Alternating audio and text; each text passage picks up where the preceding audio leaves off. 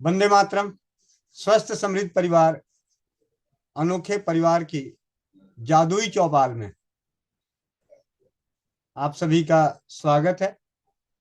17 जनवरी 2026 चौपाल की शुरुआत के लिए मंत्रोच्चारण के लिए उत्तर प्रदेश से जादुई सी गुड़िया कोमल पटेल बहन, वंदे मातरम गायन के लिए जादुई दीदी, वो पीसी सरकार का जो होता है ना, बंगाली सरकार का, सारे जादूगर बंगाल से आते हैं, तो जादुई दीदी वंदे मातरम गायन के लिए नंदिता दीदी जी, कोमल पटेल बहन, और चरक संहिता के स्वाध्याय के लिए हमारे बीच चंडीगढ़ से वैद भाई दीपक आर्य जी।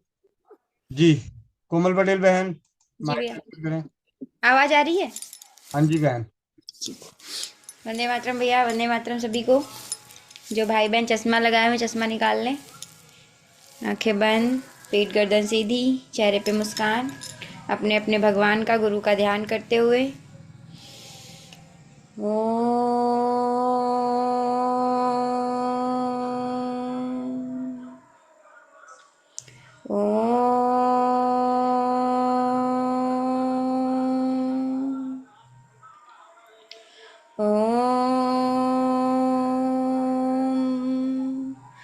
अखण्डमण्डलाकारं व्याप्तं चराचरं तत्पदं दर्शितं येन तस्मै श्रीगुरुवे नमः। गुरुब्रह्मा गुरुविष्णु गुरुदेव महेश्वर, गुरु साक्षात् परं ब्रह्म तस्मै श्रीगुरुवे नमः।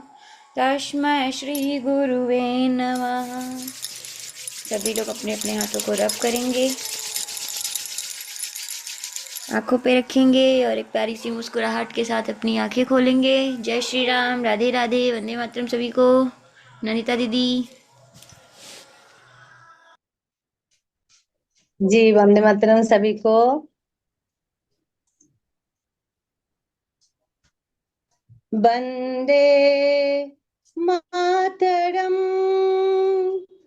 वंदे मातरम, सुजलां सुफलां मलयज शीतलम् शस्यश्यामलं मातरं वन्दे मातरम्। शुभ्रज्योत्स्ना पुलकितयामिनीं फुल्लकुसुमिता द्रुमदलशोभिनीं सुहासिनीं सुमधुरभाषिणीं सुखदां वरदां मातरं वन्दे मातरं वन्दे मातरम्। सप्तकोटिकण्ठ कलकलनिनादकराले द्विसप्तकोटि भुजे धृत खरखरवाले अबला केन माया तो बले बहुबलधारिणीं नमामि तरिणीं रिपुदलवारिणीं मातरं वन्दे मातरं वन्दे मातरं। তুমি বিদ্যা তুমি ধর্ম তুমি হৃদে তুমি মর্ম ত্বং হি প্রাণ শরীরে বাহুতে তুমি মা শক্তি হৃদয়ে তুমি মা ভক্তি তোমারি প্রতিমা গড়ি মন্দিরে মন্দিরে বন্দে মাতরম বন্দে মাতরম।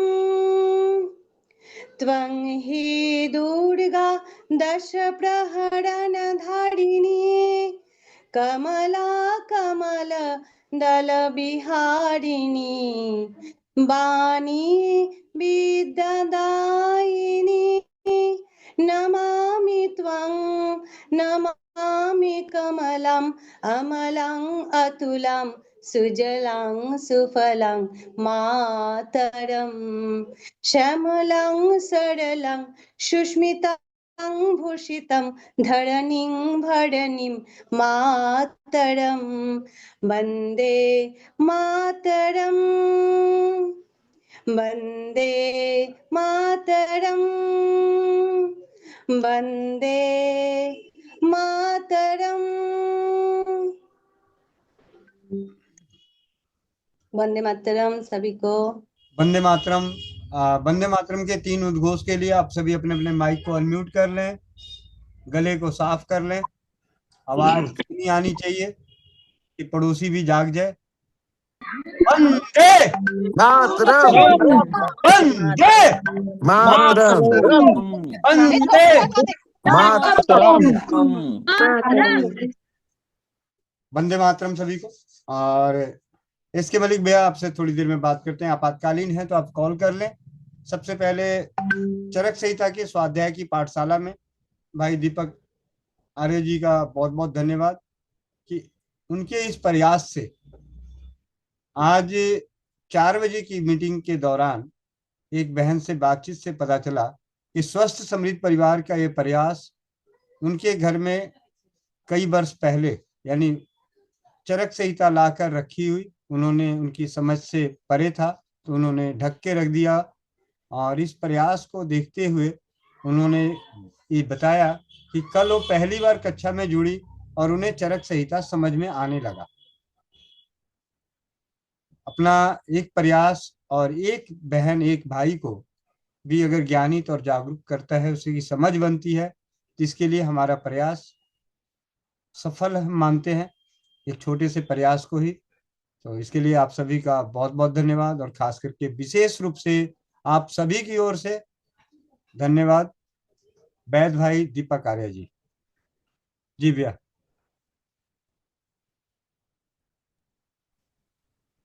जी गोविंद भाई को बहुत बहुत धन्यवाद, प्रणाम, आभार सब। मैं तो ऐसा समझता हूँ कि सब गोविंद भैया का ही आशीर्वाद है, क्योंकि आपका सहयोग और आशीर्वाद ना होता तो ये सब कार्य ही नहीं हो पाता। आपका जो अतुलनीय पुरुषार्थ है और अतुलनीय जो विचारधारा और जो एक कर्मठता, एक आगामी भावी जो लक्ष्य के लिए आपने जो संजो रखा है, उस सबके फलीभूत के कारण से, ईश्वर के आशीर्वाद से सब चीज होता जा रहा है। आगे भी इसी तरह से इस स्वस्थ समृद्ध परिवार महाअभियान के अंतर्गत हर तरह के पुण्यत कार्य होते रहेंगे। तो चलिए हम सब अब पाठ की ओर आगे बढ़ते हैं और आयुर्वेद शास्त्र की प्रथम चिकित्सा ग्रंथ चरक संहिता का हम पठन पाठन करेंगे। सर्वप्रथम परम पिता परमेश्वर परम वैद्य परमात्मा को प्रणाम करते हुए महर्षि भारद्वाज, आचार्य आत्रेय, आचार्य पुनर्वसु जी, महर्षि अग्निवेश जी, चरक जी अर्थात भगवान धन्वंतरि जी आदि को नमन करते हुए, अपने गुरु को प्रणाम करते हुए और परम आदरणीय श्रद्धेय बड़े भाई जी गोविंद शरण प्रसाद जी के श्री चरणों में प्रणाम करते हुए आज के सत्र को हम आरंभ करते हैं। आज हम चरक संहिता का सूत्र स्थान के अंतर्गत प्रथम अध्याय दीर्घ जीवित अध्याय के अंतर्गत हम श्लोक संख्या 24 का अध्ययन करेंगे।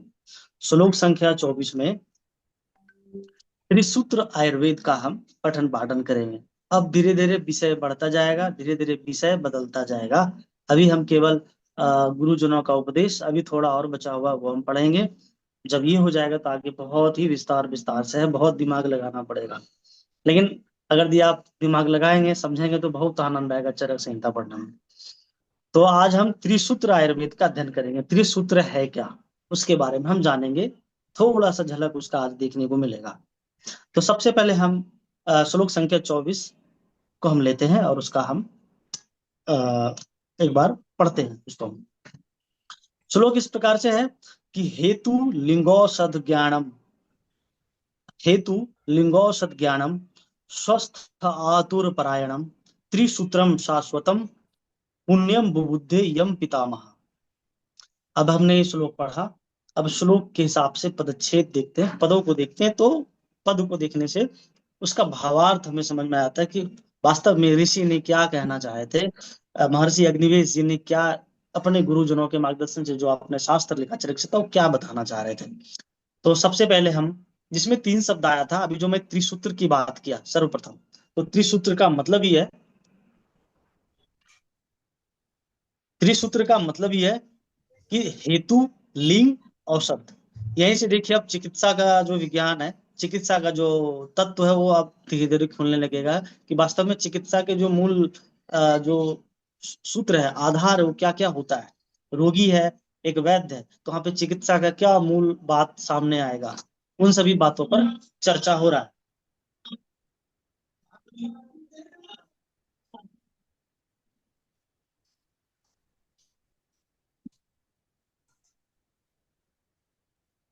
जो इसमें त्रिसूत्र के बारे में हम जानेंगे। त्रिसूत्र है हेतु, लिंग, औषध। ये 3 चीजों का ज्ञान होना चाहिए। तो हेतु का अर्थ क्या होता है? हेतु का अर्थ होता है रोग का कारण, रोग का कारण। और यहाँ पे लिंग का अर्थ है रोग के लक्षण, और औषध का अर्थ है कि रोग नाशक उपचार या रोग नाशक जो औषधियां होंगे, भेषज होंगे, उसके बारे में बात हो रही। रोग नाशक जो बस वनस्पतियां हैं, भेषज, उनकी बात होगी। तो हेतु, लिंग और औषध, इसका ये तात्पर्य था। और ज्ञानम जो शब्द आया था, ज्ञानम मतलब कि हेतु, लिंग और औषध, इन तीनों का सम्यक ज्ञान हो, विस्तार से ज्ञान हो, पूरी तरह से उसका ज्ञान हमें ले लेना चाहिए अपने गुरुजनों के मार्गदर्शन से, इसका बोध होना चाहिए। आगे और क्या आया था? स्वस्थ। इसका तो तात्पर्य समझ में आ गया कि निरोग व्यक्ति, निरोग अवस्था। आतुर कहते हैं आयुर्वेद में रोगी को, रोगी जो व्यक्ति होता है उसको आतुर कहते हैं। परायणम मतलब जिनका परम उद्देश्य हो। त्रिसूत्रम, जो त्रिसूत्रम अभी श्लोक में आया, उसका मतलब हेतु, लिंग और औषध। शाश्वतम मतलब जो नित्य है, कालातीत है, मतलब काल भी बीत जाए उसके भी परे है, उसको कहते हैं शाश्वतम। शाश्वत, जो विद्या शाश्वत हो, ये शाश्वतम आयुर्वेद के लिए ही आया है। पुण्यम जो कल्याणकारी, धर्म युक्त, मतलब जो पुण्यम मतलब होता है कल्याणकारी और धर्मयुक्त दोनों। यम जिस आयुर्वेद को, पितामह, पितामह भगवान ब्रह्मा जी के लिए आया है। और बुबुद्धे, बुबुद्धे मतलब भली भांति, भली भांति अच्छे से जान गया, भली भांति उस विद्या को प्रकट कर दिया, इसका यह तात्पर्य। अब हम इसका भाव देखते हैं। इसका भाव क्या निकलता है इस श्लोक का। कहते हैं कि जिस शास्त्र में रोग के कारण, रोग के लक्षण और उसके उपचार, रोग के कारण, लक्षण, उपचार। तो कारण, लक्षण, उपचार क्या हुआ?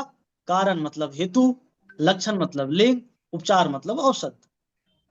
इन तीनों का सम्यक ज्ञान हो, जो स्वस्थ की रक्षा करे, स्वस्थ व्यक्ति की रक्षा करे, और रोगी की चिकित्सा, इन दोनों का, इन दोनों का क्या किया गया हो, और परम उद्देश्य उस ग्रंथ में, उस शास्त्र में रखा गया हो। जो त्रिसूत्रात्मक बात जो हुई अभी है, वो नित्य, पुण्य एवं कल्याणकारी विद्या हो। उस आयुर्वेद को, ये सारी जो बातें आई है, उस आयुर्वेद को पितामह ब्रह्मा ने भली भांति जाना था। सबसे पहले आयुर्वेद को पितामह ब्रह्मा जी ही ने जाने थे। तो उसके बाद कहते हैं आयुर्वेद केवल औषधि का शास्त्र नहीं है। औषधि, जड़ी बूटी, दवाई कुछ खा लिया, इसी का नाम आयुर्वेद नहीं है। कहते हैं अपितु रोग का कारण, अपितु रोग का कारण, कारण अर्थात, कारण अर्थात है निदान। तो आप चरक संहिता आगे निदान स्थान एक अलग से उसका विभाग है। तो निदान स्थान में पूरी तरह से रोग का कारण पर ही चर्चा होगा कि कोई भी रोग क्यों होता है, उसका निदान क्या है, उस रोग का कारण क्या है। जैसे किसी को ज्वर हो गया तो ज्वर के निदान क्या है, मतलब कारण क्या है। किसी को टीबी हो गया तो उसका निदान क्या है, किसी को कैंसर हो गया तो उसका निदान क्या है, किसी को मधुमेह हो गया तो उसका निदान क्या है, उसका कारण क्या है। उस कारण को, उस रोग को जानने के लिए आपको आयुर्वेद का निदान स्थान पढ़ना पड़ेगा, आयुर्वेद शास्त्र का निदान स्थान पढ़ना पड़ेगा। तो वही यहाँ पे कह रहे हैं कि जो ब्रह्मा जी ने जो आयुर्वेद शास्त्र को जाना है वो किस किस प्रकार से जाना है वो बता रहे हैं कि उसमें निदान भी है, रोग के लक्षण मतलब लिंग है, रोग के लिंग अर्थात लक्षण है, तथा उपचार औषधि भी बताया गया है, सब कुछ बताया गया है। समग्र और तात्विक विज्ञान उसमें छिपा हुआ है। ये सारी बातें आ जाता है आयुर्वेद के अंतर्गत, केवल जड़ी बूटी नहीं, केवल दवाई नहीं, ये सारा चीज जाना चाहिए, सारा चीज समझना चाहिए। कहते बिना हेतु, अब देखिए एक बहुत बड़ी बात का है, जो भी औषधि को समझना चाहते हैं, आयुर्वेद को समझना चाहते हैं, आयुर्वेद में किसी को चिकित्सा करके उनका मदद करना चाहते हैं, तो सिद्धांत जानना आवश्यक है। तो यहाँ पे 3 बात बताया जा रहा है। कहते हैं कि बिना हेतु ज्ञान के चिकित्सा अंधकारवत है, अंधकार में जैसा है। बिना हेतु मतलब बिना कारण जाने चिकित्सा करना क्या है, अंधकारवत है। बिना लिंग ज्ञान के निदान भ्रम पूर्व है, भ्रांत पूर्ण है, भ्रम जैसा है। मतलब कि रोग का लक्षण हमें पता होना चाहिए, तभी नहीं पता है, लक्षण नहीं पता किए तो जो चिकित्सा होगा भ्रम पूर्ण होगा, आपको भ्रमित कर सकता है, एक चिकित्सक को भी, एक रोगी को भी। तीसरी बात कहते हैं बिना औषध ज्ञान के चिकित्सा निष्फल है। तो तीनों का आवश्यकता है। फिर औषधियों का ज्ञान होना चाहिए। औषधियों के ज्ञान के लिए हमें आयुर्वेद शास्त्र में ऋषियों ने बड़े पुरुषार्थ करके निघंटु शास्त्र बनाए हैं। निघंटु के अंतर्गत वनस्पतियों के, औषधियों के, जड़ी बूटियों के, भस्मों के, अन्य अन्य पृथ्वी भूमंडल पे जो भी वनस्पतियां वर्णित है, जितनी आवश्यक थी पृथ्वी भूमंडल पे, जितना लिखा जा सकता था, वो सारी बात निघंटु शास्त्रों में लिखा गया है। जैसे आप सभी ने नाम भी सुना होगा, भाव प्रकाश जी हुए थे, भाव मिश्र जी हुए थे। तो आचार्य भाव मिश्र जी ने जो ग्रंथ लिखे हैं भाव प्रकाश, एक भाव प्रकाश लिखे, उसमें चिकित्सा शास्त्र है पूरी की पूरी विधि। एक लिखा है उन्होंने भाव प्रकाश निघंटु। तो निघंटु के अंतर्गत पूरी तरह से वनस्पतियों के बारे में वर्णन है। जैसे मान लीजिए आपको, जैसे अभी गोविंद भैया ने जल श्रावित मतलब धातु श्रावित जल के बारे में वर्णन कर रहे हैं। जैसे किस धातु का क्या गुण है, जैसे आपने लोहा डाला, स्वर्ण डाला, ताम्र डाला, चांदी डाला, रजत, चांदी को रजत भी कहते हैं, रजत डाला, ऐसे जो भी धातु, कई सारे धातु गण उसमें दिया गया। हर धातुओं का एक एक गण है, किसका क्या रस है, किसका क्या वीर्य है, किसका क्या विपाक है, इन सभी बातों को, किसका कहाँ कहाँ हमारे शरीर में विशेष प्रभाव पड़ता है, किन धातुओं का, उस धातुओं का शोधन कैसे करते हैं, उन धातुओं का फिर भस्म कैसे बनाते हैं, उन धातुओं को लेने का क्या क्या विधि है, उसका क्या सावधानी है, हर बात निघंटु शास्त्रों में देखने को मिलता है। तो जिन्हें भी वनस्पतियों के बारे में जानना तो वो निघंटु शास्त्र देखें, तो वो हर चीजें उसमें औषध ज्ञान हो गया। तो मतलब, तो बिना हेतु का, बिना लिंग का, बिना औषध का चिकित्सा नहीं कर सकते हैं। उसमें हेतु, लिंग और औषध, त्रिसूत्र, ये हमें पता होना ही चाहिए। ये त्रिसूत्र है आयुर्वेद का। तो वही कहते हैं कि जो त्रिसूत्र है, हेतु, लिंग और औषध, इन तीनों सूत्रों पर हो चिकित्सा, और संपूर्ण आयुर्वेद चिकित्सा का जो तंत्र है, संपूर्ण आयुर्वेद चिकित्सा जो करते हैं, इन तीनों ही सूत्रों पर ही प्रतिष्ठित है। ये मुख्य स्तंभ है आयुर्वेद चिकित्सा का, हेतु, लिंग और औषध। जैसे हेतु, लिंग और औषध के बारे में और विस्तार से जानना हो तो इसमें एक ग्रंथ लिखा गया माधव निदान। आयुर्वेद में 2 विभाग किया गया है चिकित्सा ग्रंथ पढ़ने के लिए। एक क्या कहते हैं बृहत्त्रयी, एक कहते हैं लघुत्रयी। बृहत्त्रयी में चरक संहिता सबसे पहला ग्रंथ माना जाता है, फिर सुश्रुत संहिता, फिर बांगभट्ट संहिता, मतलब अष्टांग हृदय, अष्टांग संग्रह, ये बृहत्त्रयी में आ जाता है। फिर लघुत्रयी में आता है, लघुत्रयी के अंतर्गत आता है भाव प्रकाश, मतलब भाव प्रकाश और भाव प्रकाश निघंटु। फिर आते हैं माधव निदान, फिर आते हैं सारंधर संहिता। गोविंद दया ने कई बार सारंधर संहिता के कुछ योग को लेकर के बहुत प्रयोग किया और बहुत सफलता मिली है। तो जैसे रोमनाशक आप सभी ने सुना होगा, तो सारंगधर संहिता में वर्णित है। तो जब सारंगधर संहिता खोलेंगे तो आपको रोमनाशक लेप के बारे में, जैसे भैया ने एक लेप का प्रयोग किया, उसमें 3-4 तरह का लेप दिया हुआ है, हमने भी देखा था कई तरह उसमें, लेकिन भैया ने वही घटक को चुना जो सब भाई बहन बना सके। कुछ ऐसे भी घटक थे जो बहुत कठिन कठिन घटक के नाम थे, भैया ने उसको नहीं पकड़ा, वैसे घटक के मतलब औषधियों को पकड़ा जो आसान है, जो आसानी से लोग बना सके। तो उसमें है, तो ये लघुत्रयी हो गया और बृहत्त्रयी हो गया। ये तीनों, ये 6 ग्रंथ सभी को पढ़ना चाहिए जिन्हें भी आयुर्वेद समझना हो। करना हो। तो अलग अलग बीच बीच में आचार्यों ने अलग अलग चीज लिखे हैं। तो ये त्रिसूत्र की बात हो गई। थोड़ा अब हम आगे चलते हैं आचार्यों के जो मुख्यतः आचार्य चक्रपाणी जी की बात पर। लेकिन बात वही है, उन्हीं का भाव मैंने कहा है अभी। अब आचार्य चक्रपाणी जी कुछ क्या लिखे हैं थोड़ा वो भी हम देख लेते हैं। त्रिसूत्र आयुर्वेद के बारे में तो हमने समझ ही लिया। उसमें हेतु, हेतु को ही जैसे अभी मैंने बोला कारण, अंग्रेजी में इसको काउज कहते हैं। लिंग का मतलब होता है लक्षण, मतलब सिम्टम, साइन एंड सिम्टम क्या होता है। हेम्योपैथी में साइन एंड सिम्टम बोला जाता है। यूरोपी का साइन एंड सिम्टम क्या है, लक्षण क्या है, वो कहते हैं लिंग सूत्र। यहाँ आयुर्वेद में लिंग सूत्र है। और औषध मतलब ट्रीटमेंट, उसका क्या हो, उसकी चिकित्सा क्या हो, इन सभी चीजों को जानना चाहिए। और क्या कहते हैं, आयुर्वेद स्वस्थ एवं आतुर दोनों प्रकार के पुरुषों के लिए हितकर है। स्वस्थ और आतुर दोनों प्रकार के, जो रोगी है वो भी और जो स्वस्थ व्यक्ति है उनके लिए भी आयुर्वेद चिकित्सा देता है और बताता है। और ये शाश्वत एवं पुण्यों को देने वाला एक विद्या है।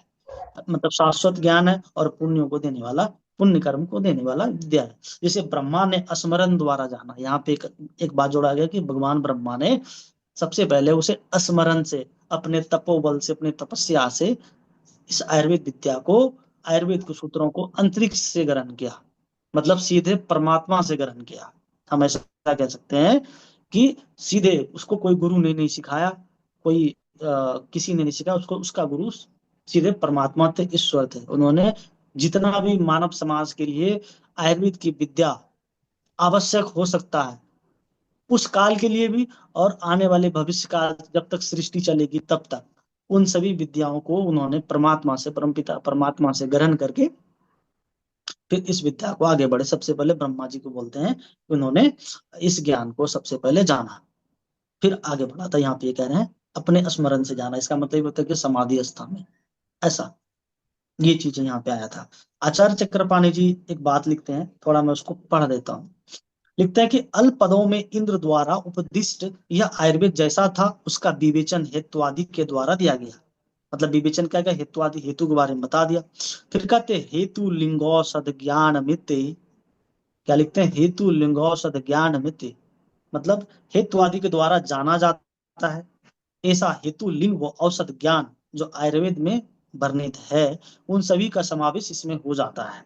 मतलब ये समझाने के लिए बात कही गई। यहाँ पे कहते हैं कि हेतु शब्द से सन्निकृष्ट एवं विप्रकृष्ट दोनों हेतुओं का ग्रहण किया जाता है। अब देखिए यहाँ पे एक बात क्या जो हमने पहले पढ़ा उसमें नहीं था, अब यहाँ पे आचार्य जी ने कहते हैं कि जहाँ पे हेतु का बात होता है, कारण, रोग का कारण, तो उसमें एक सन्निकृष्ट कारण और विप्रकृष्ट कारण, ये दो तरह के कारण होते हैं।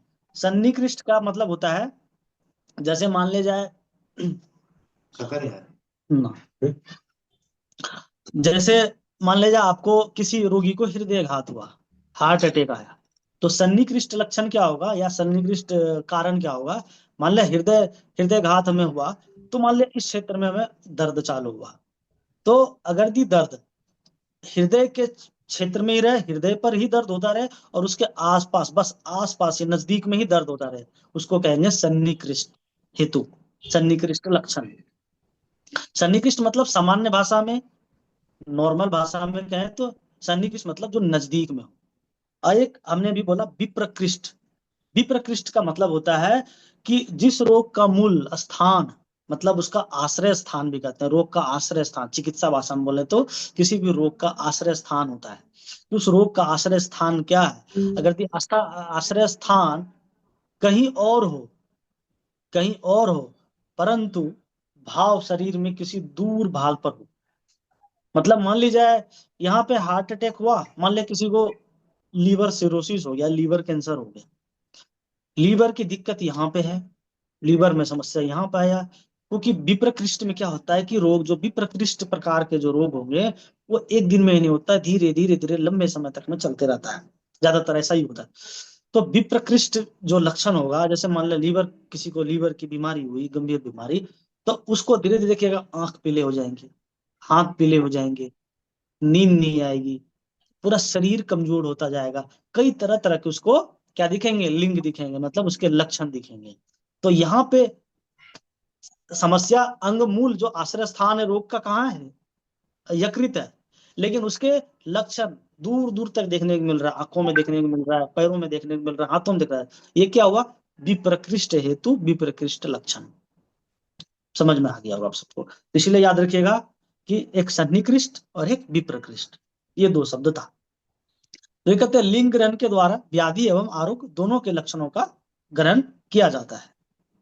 ठीक है, मतलब लिंग ग्रहण के द्वारा क्या होता है, व्याधि एवं आरोग्य दोनों, मतलब बीमारी और स्वस्थता दोनों का ग्रहण होता है। एक स्वस्थ व्यक्ति का भी लिंग हो सकता है, उसका लक्षण हो सकता है, हेतु हो सकता है, और एक जो रोगी व्यक्ति है उसका भी हो सकता है। तो ये यहाँ पे कहा जा रहा है। एक बात और है, बताता हूँ आचार्य जी की। कहते हैं कि स्वस्थातुरयो परम उत्कृष्टमयनम मार्ग इति स्वस्थ आतुर परायणम। कहते हैं कि स्वस्थ एवं आतुर दोनों के लिए उत्कृष्ट मार्ग यह आयुर्वेद है। पता चल गया, यह दोनों के लिए ही हितकर है। कहते हैं पितामह पितामह ब्रह्मा जी जिस ज्ञान को स्मरण करके जाने जाने उसी ज्ञान को इंद्र ने भारद्वाज को बताया। जो ब्रह्मा जी ने जाना था, फिर दक्ष जी जाने थे, फिर अश्विनी कुमार जी जाने थे, फिर इंद्र जी जाने थे, तो फिर इंद्र जी ने भारद्वाज जी को उसी तरह से बता दिए। फिर कहते हैं हेतुवादी 3 सूत्र, जिसमें वह त्रिसूत्र है। याद रखिएगा आप सभी, त्रिसूत्र, हेतु, लिंग और औषध। ठीक है, फिर कहते हैं तत्र सूत्रनाथ सूत्रनाच अर्थ संतते है सूत्रम, मतलब विषयों का एक स्थान पर सूत्रन होने से उसे सूत्र कहा जाता है। जहां पे विषयों को एक जगह इकट्ठा कर दे तो उन्हें एक सूत्र रूप में बोला जाता है।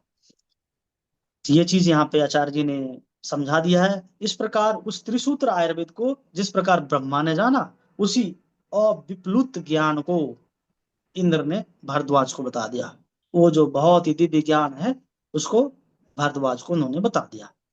तो ये सारी बातें थी, और कुछ बात इसी श्लोक से संबंधित है जो मैं आप सभी को कहना चाहता हूं। तो इसमें लिखा है कि कहते हैं कि आयुर्वेद जो है किसी काल विशेष की रचना नहीं है। यह कालातीत, मतलब समय से परे, नित्य और अविनाशी ज्ञान है। जैसे देश काल व्यक्ति बदलते हैं, बदल सकता है, पर आयुर्वेद के जो सिद्धांत है वो कभी नहीं बदलते। जैसे मैंने अभी त्रिसूत्र बोला, हेतु, लिंग और औषध कहीं नहीं बदलेगा। चाहे आप चिकित्सा भारत में करो, चाहे आप चिकित्सा जाकर के जापान में करो, चाहे अमेरिका जाकर करो, लंदन करो, सब जगह इसी सूत्र के हिसाब से हर जगह के व्यक्ति की चिकित्सा कर सकते हो। चाहे ब्रह्मांड में कहीं की भी करो, तो सब में हेतु, लिंग और औषध आएगा ही आएगा।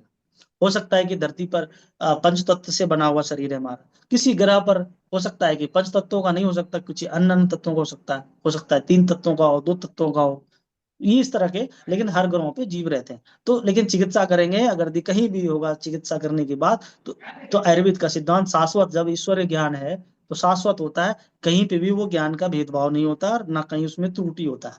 तो कहीं पे भी ब्रह्मांड में इस नियम को लागू करेंगे तो हर जगह ये नियम लागू होगा, इसका कहने का तात्पर्य है। फिर कहते हैं कि आयुर्वेद का जो अध्ययन है वह उपदेश और आचरण, आयुर्वेद का ज्ञान, अध्ययन, उपदेश और आचरण तीनों धर्म साधन है। ये धर्मयुक्त कार्य है, क्योंकि यह प्राण रक्षा करता है और लोक कल्याण करता है। आयुर्वेद ईश्वर प्रणीत है, ऋषि परंपरागत शाश्वत विद्या है। तो इन सभी विद्याओं को हम पढ़ते जाएंगे, और आशा करते हैं कि महर्षि अग्निवेश प्रणीत जो ये शास्त्र है, चरक संहिता, ये आप सभी को आज का श्लोक अच्छा लगा होगा। तो बस आज का श्लोक यहीं पे समाप्त होता है। नमस्ते, राम राम। स्वस्थ समृद्ध परिवार की अनोखी चौपाल, जादुई चौपाल में अभी कुछ देर पहले ही बड़े ही सरल भाष्य में चरक संहिता का स्वाध्याय हम सभी ने सुना।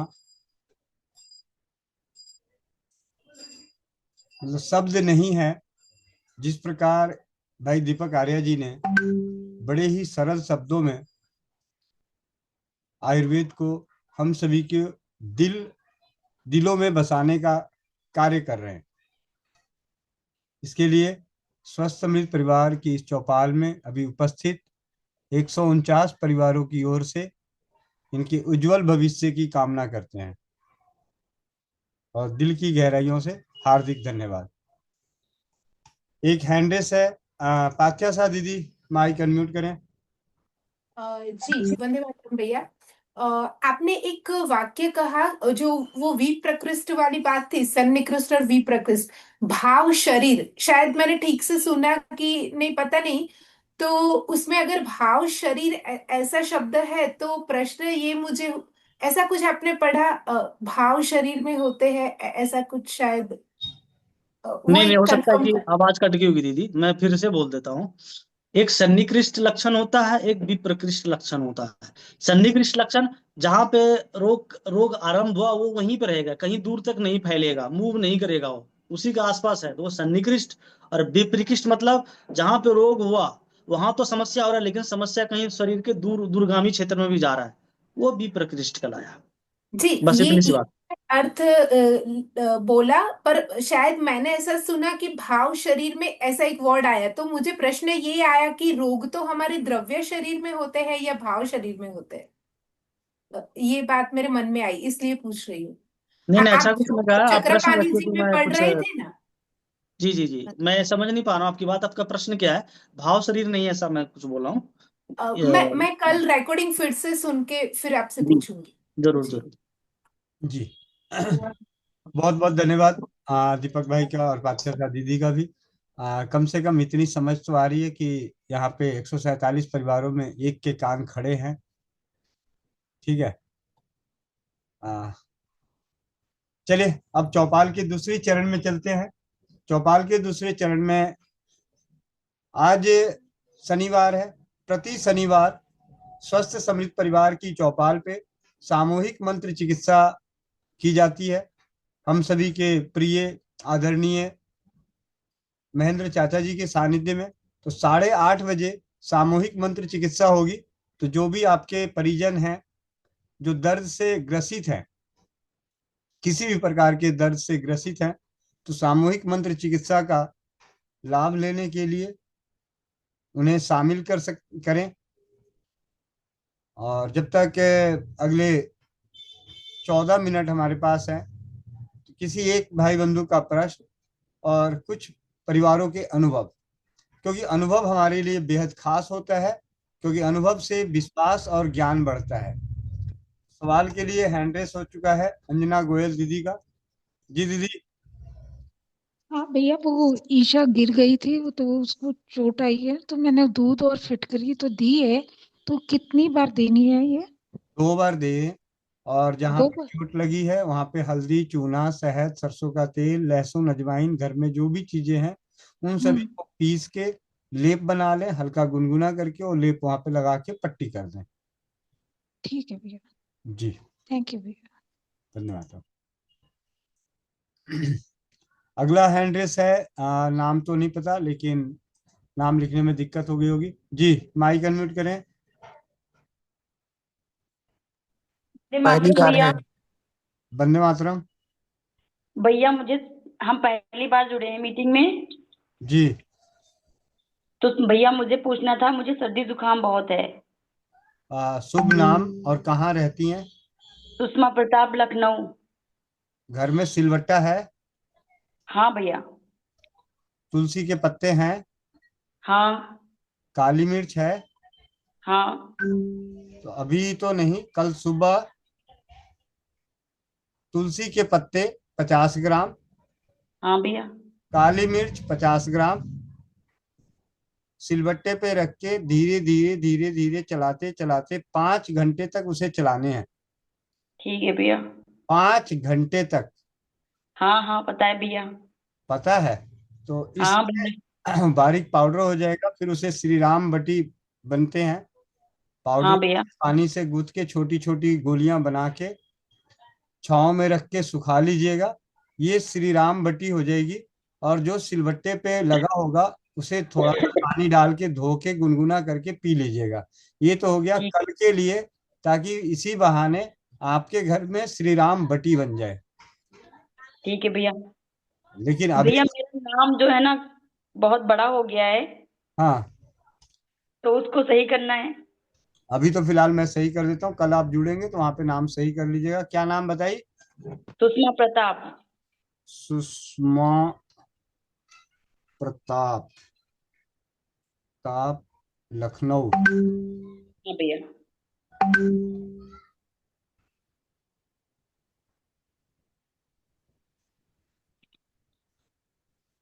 जी दीदी। और अभी के लिए नाक में सरसों का तेल लगाएं। हाँ भैया। अदरक होगी, अजवाइन होगा, गुड़ होगा, थोड़ी थोड़ी मात्रा में लेके कूट के 1 कप पानी में उबालिए। एक हाँ दो भैया। काली मिर्च डाल लीजिएगा। ठीक और है। अच्छे से उबल जाए तो उसे चाय की तरह सिप सिप करके पी लीजिएगा। ठीक है भैया। ठीक है। ठीक है भैया। मुझे जो है अपेक्षा गुप्ता दीदी लखनऊ में है, उन्होंने बताया है। जी जी। तो सबसे पहले तो अपेक्षा गुप्ता दीदी को उसके कान के नीचे एक थप्पड़, क्योंकि उसने सर्दी खांसी जुकाम का इलाज नहीं बताया। दीदी ने बताया, मैं आपसे पहली बार जुड़ी हूँ ना भैया जी, हम्म। इसीलिए मुझे आपसे जुड़ना था ना, इसलिए। अच्छा, कोई दीदी बात। घर में कौन कौन है? मेरे घर में फैमिली है, ज्वाइंट फैमिली है, मम्मी पापा, बच्चे, हस्बैंड, देवर, बस सभी बस लोग बस हैं। बस, ठीक है ठीक है, बहुत सुंदर बहुत सुंदर। 501 रुपया। अपेक्षा गुप्ता धन्यवाद दीदी ने भैया आपको बताया होगा, तो नहीं जी। बताया तो कोई बात नहीं। आप अपने पति देव को 500 रुपए दे के आपके पास पैसे हैं? हाँ भैया हैं, ये लेकिन ये कैसी समस्या कि बहनों के पास पैसे नहीं? ये किसने बोल दिया? कैसे बोल दिया आपने? बहन फटाक से पैसे दिखाओ, अपने पैसे लेके आओ। गाड़ी वाले भैया तो बड़े खतरनाक। आ, ऐसा है सुषमा बहन, सबसे पहले पति देव भी घर में है? अभी ऑफिस गए हैं भैया जी। ठीक है, आएंगे तो आप उनको 500 रुपये अपने पास से देना और एक फोटो खींच लेना, बोलना मुझे सेल्फी जमा करानी है कि मैंने आपको ठीक। पैसे दिए हैं 500 रुपये। तो पूछेंगे क्यों, कहना जी आज ना अपेक्षा गुप्ता जो अपने पड़ोस में है उनके माध्यम से एक मीटिंग में जुड़ी थी जिसका नाम था स्वस्थ समृद्ध परिवार की चौपाल। तो वहां पे एक भाई ने मुझे पूछे घर में कौन कौन, तो मैंने बोला माता पिता और बच्चे और मेरे हस्बैंड। तो मेरे को जुर्माना लग गया क्योंकि मैंने आपको, पंडित जी तो शादी करा के ये बोले थे ये तुम्हारे पति है, इनकी सेवा करना, इनकी कहना मानना, सारी बातें करना, और मैंने उन सबके सामने हस्बैंड बोला तो मेरा लग गया जुर्माना। तो ये जुर्माना सेल्फी भेजनी है। ठीक है भैया जी। ठीक है। भैया मैंने इसको श्री राम बत्ती भी दिया है और फिटकरी, और वो बताए क्यों नहीं तुम? हाँ, और अभी मैं आपसे बता, इसीलिए मैं भैया जी से जुड़ी हूँ। जी जी। इनके पति के पेट में गांठ है तो मैंने फिटकरी और भैया जी, आयरन का तेल भी दिया है। और भैया मेरे कल ये जुड़ेगी नारी सुरक्षा से। जी जी, बहुत बढ़िया। और भैया ये हीरा है, इसको संभाल के रखना, हीरा है ये। जी। हम लोग और साथ में नौकरी करते थे भैया। ये ये हीरा है, वहां भी हीरा थे। ये 5 ग्राम वाली या 50 ग्राम वाली हो? भैया तो जब आएगी तब देखना हीरा है। 50 ग्राम वाली है। आ, नहीं, वजन में तो ये 5 ग्राम वाली या 50 ग्राम वाली हो? हाँ हाँ, ये बात। वजन वजन में भैया 5 ग्राम की है। ठीक है, कोई बात नहीं। चलिए, बहुत बढ़िया ठीक बहन। है हाँ, भैया जी। जी। करना अभी नाक में सरसों का तेल लगा लेना, या जो दीदी श्री राम बटी दे रखी है आप उसे। हाँ, दीदी ने दिया है, दीदी ने दिया है, तो बताई थी यूज करने के लिए, मैंने यूज किया है, कल से यूज कर रहे हैं भैया जी। जी जी, मिल जाएगा आराम पूरी तरह से। ठीक है। ठीक है जी।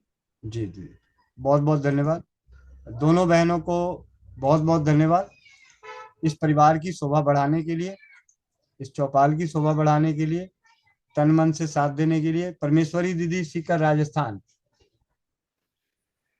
वंदे मातरम भैया। धन्यवाद। सभी को, बहनों को, भाइयों को वंदे मातरम। भैया एक फीडबैक था। जी। रात को एक बेटी ने फोन किया, मैसेज किया कि बेटे को बहुत ज्यादा जुकाम हो रहा है, नाक से बहुत पानी गिर रहा है। तो मैंने उनको कुछ नहीं बताया, सिर्फ कलर थेरेपी वाला रंग चिकित्सा का उपचार बताया था कि हथेली में, लेफ्ट हैंड की हथेली में तो रेड कलर लगाना है 2 जगह, उनको फोटो भेज दी थी। और एक -2 ब्लू कलर से लिखना है, और राइट हैंड में 2 नाखून उंगलियों के और सबसे छोटी वाली उंगली पे रेड कलर लगाना है, ये बताया उनको। तो उन्होंने फिर बोल रही थी सुबह की, मैसेज किया कि बहुत अच्छे से आराम से वो सो सका और उसको कोई दिक्कत नहीं हुई, जुकाम काफी ठीक हो गया। जी जी, कलर थेरेपी बताने के लिए भैया का, उनका बहुत बहुत धन्यवाद। तो अभी जो भी दीदी पूछ रही थी वो भी अपना कर सकती हैं, क्योंकि लगे हाथ आपके पास एक ज्ञान और आ गया। कि आपके घर में लाल पेन है तो दाहिने हाथ की छोटी उंगली और इंडेक्स फिंगर जिससे उंगली दिखाते हैं लोगों को, उन दोनों पे नाखून को रेड कलर से करना है, और बाएं हाथ की हथेली पे जहाँ पे एक जगह दो छोटी रेखाएं हैं और एक ऊपर की तरफ लाल रंग से लगाना है।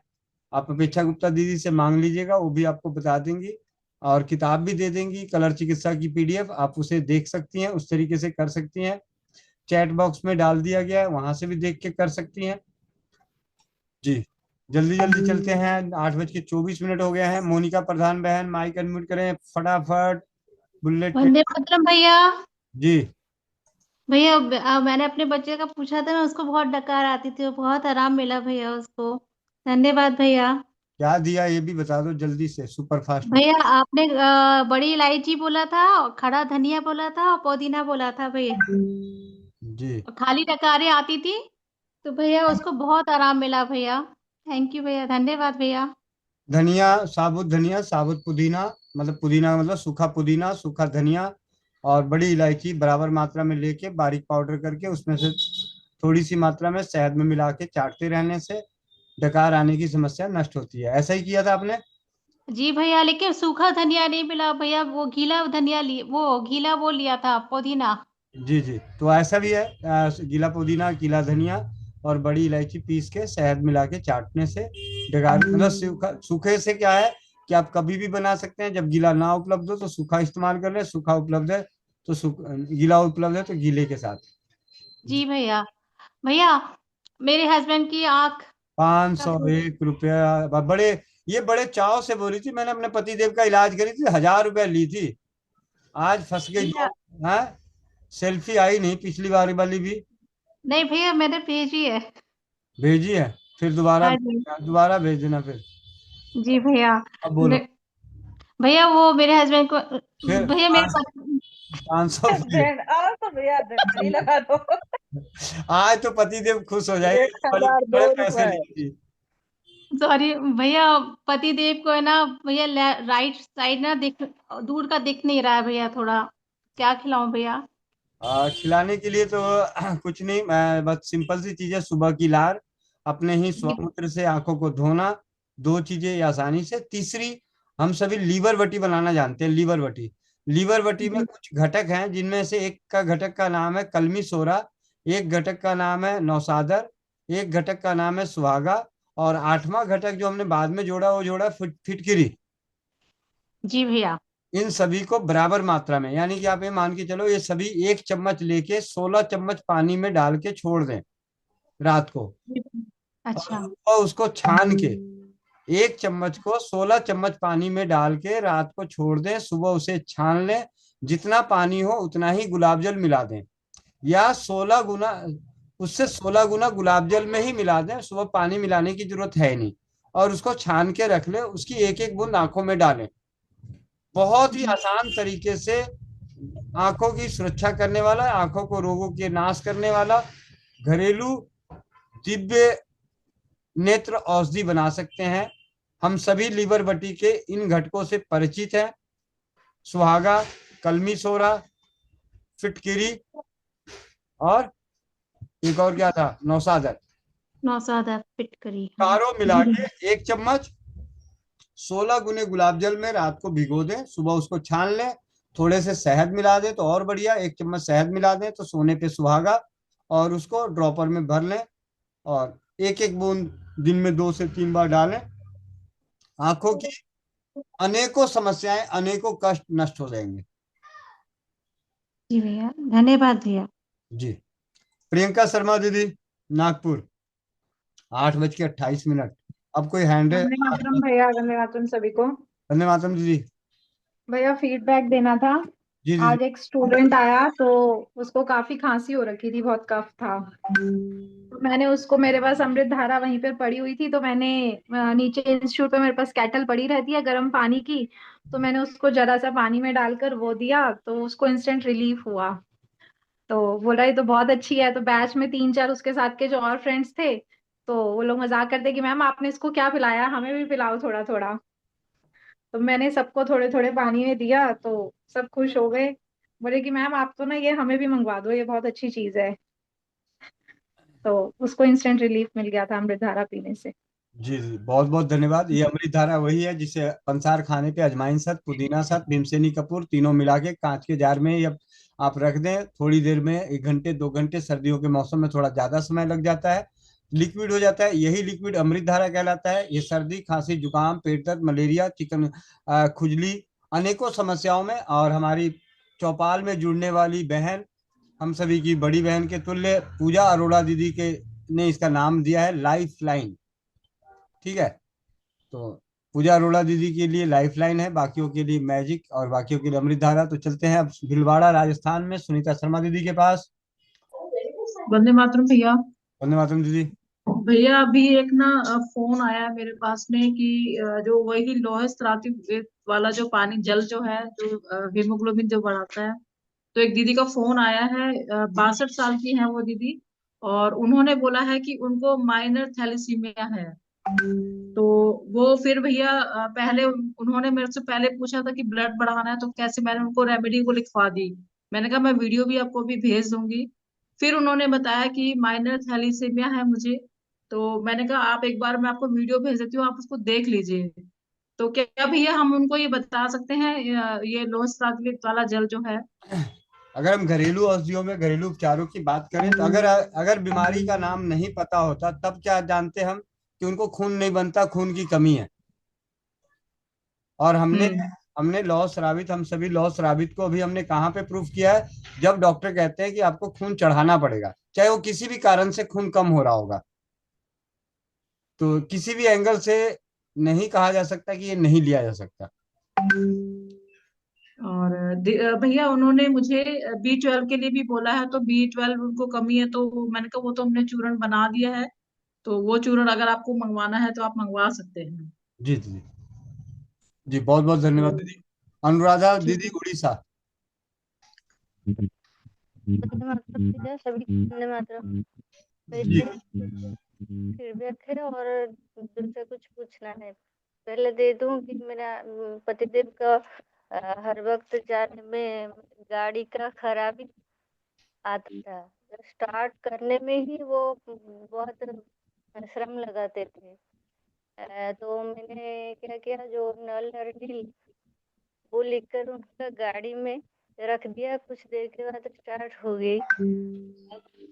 जहाँ भी उनका व्यापार में जहाँ जा रही, कभी ये दिक्कत नहीं आई। तो आज मैंने ये अनुभव किया और अभी अनुराधा बहन की आवाज आप लोगों को साफ सुनाई नहीं दे रहा होगा, तो मैं आप लोगों को बता दूं, अनुराधा बहन कहना चाहती हैं कि उनके पति देव का कुछ ऐसा काम है जो गाड़ी का, जिसमें उन्होंने नल नील लिख कर देने से जो उनकी गाड़ियों में असुविधाएं आती थी, असुविधाएं अब नहीं आती।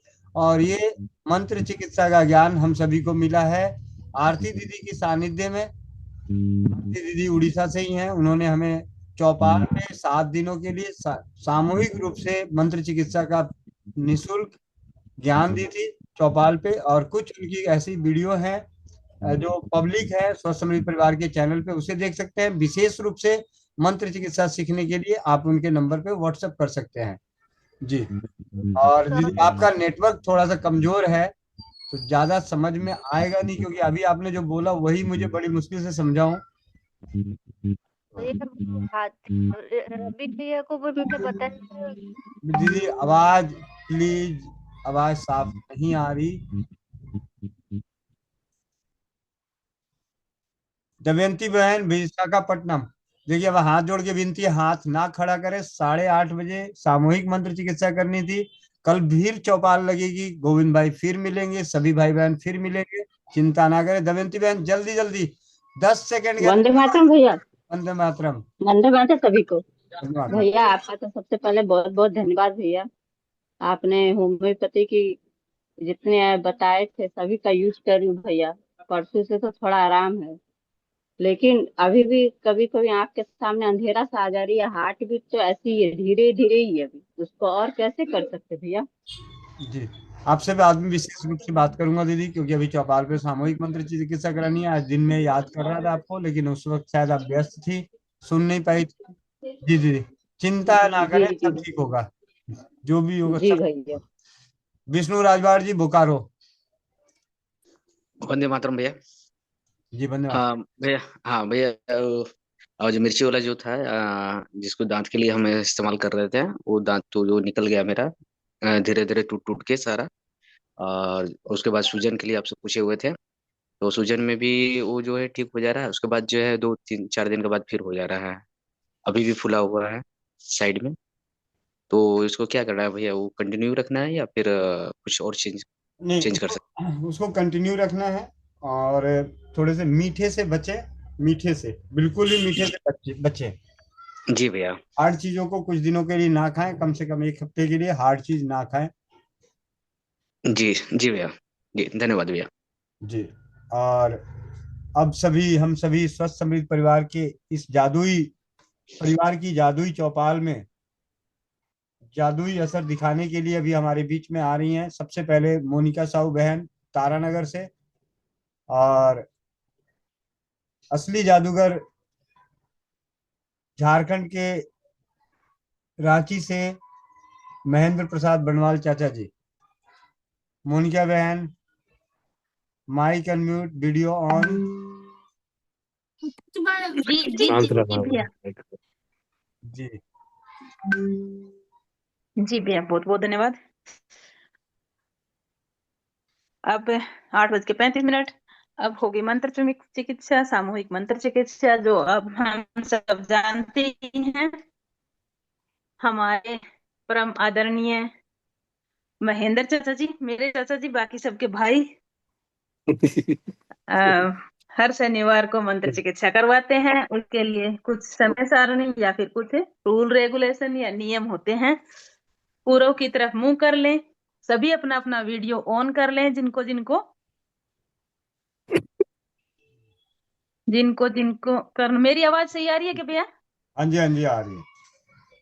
ठीक है। तो जिनको चिकित्सा करवानी है, जिनको दर्द है, जहां कहीं भी दर्द है, वो अपना वीडियो ऑन कर लें, ताकि चाचा जी अपना मंत्र चिकित्सा करेंगे। और जब पूरब की तरफ मुंह करना है, एक पानी का गिलास ले लेना है, मंत्र चिकित्सा के बाद वो पानी पी लेना है। जब चाचा जी बोले कि फूंक मारनी है तो फूंक मारनी है, और जब ताली बजाने के लिए बोलते हैं तो ताली बजानी है। जी चाचा जी। और जी जी भैया, बहुत बहुत धन्यवाद। सभी को वंदे मातरम।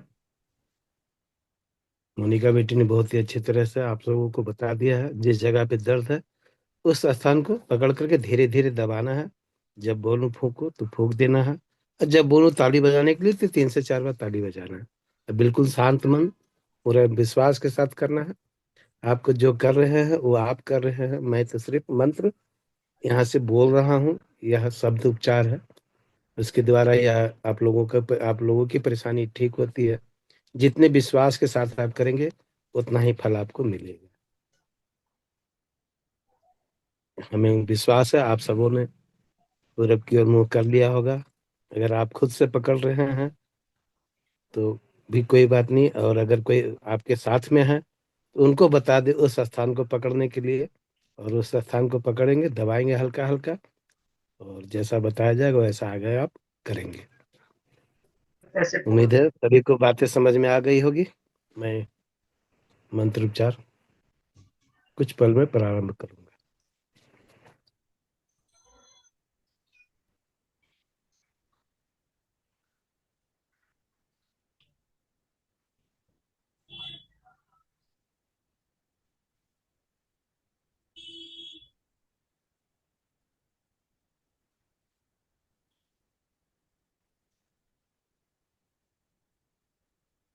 मैं मंत्रोच्चार प्रारंभ करने जा रहा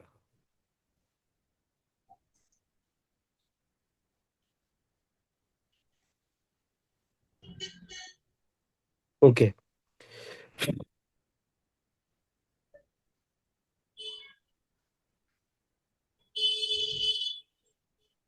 ओके।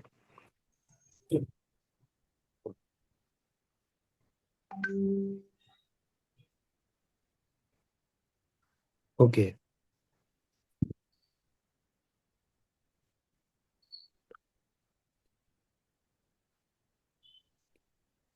ओके।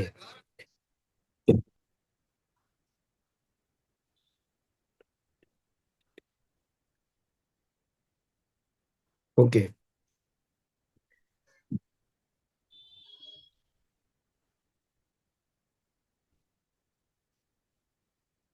ओके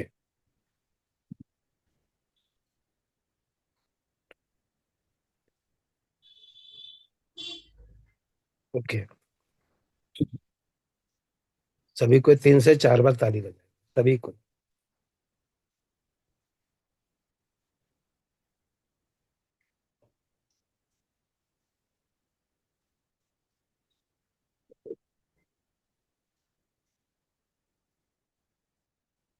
आप लोग एक बार अपने आप दर्द वाले क्षेत्र को महसूस करें, कहाँ पे दर्द है। झुक कर, उठ कर, बैठ कर एक बार चेक करें।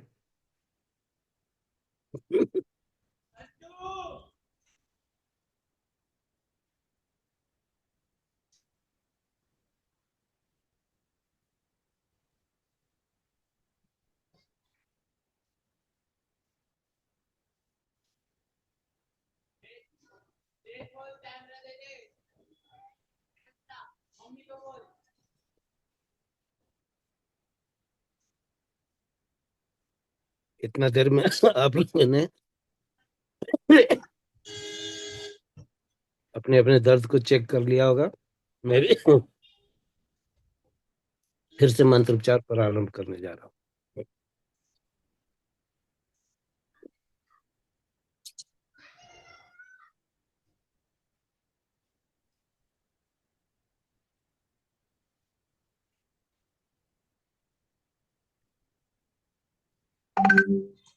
Okay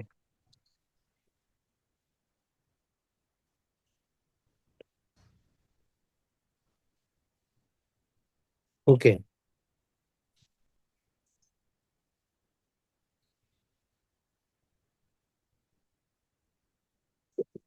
okay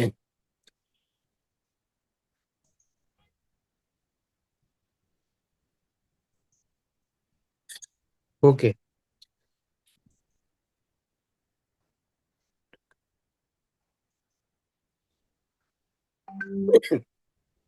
okay. फिर से सबको ताली बजा के 3 से 4 बार।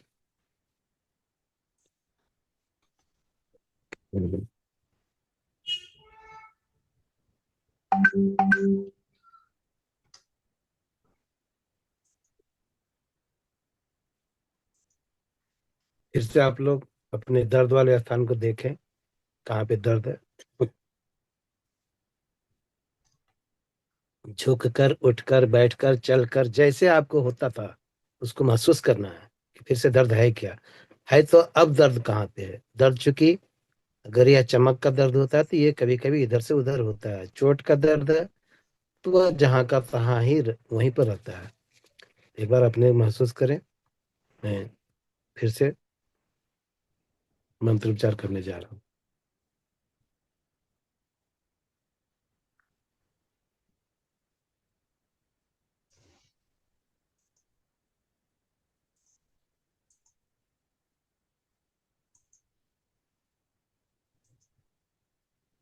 Okay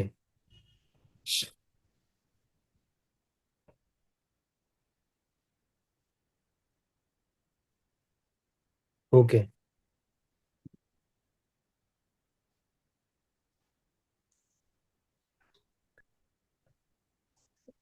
okay.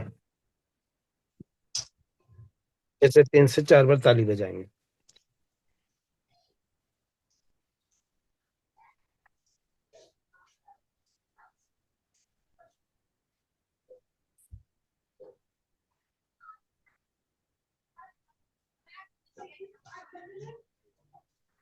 एक बार का मेरा यह पूरा मंत्र उच्चार हो गया है। इतने देर में बहुतों को लाभ हो जाता। मैं अपने घर पर जब लोगों को करता हूँ इतने देर में ही लगभग लोगों को ठीक हो जाता है। लेकिन चूंकि चुका चौपाल में मैं प्रत्येक बार हर शनिवार को एक बार फिर से करता हूँ, तो जिनको जिनको आराम मिला है या नहीं मिला है या थोड़ा कसर रह गया, फिर से मैं मंत्रोच्चार करने जा रहा हूँ। आप लोग फिर से अपने अपने दर्द वाले स्थान को चेक कर लें। अब पकड़ेंगे।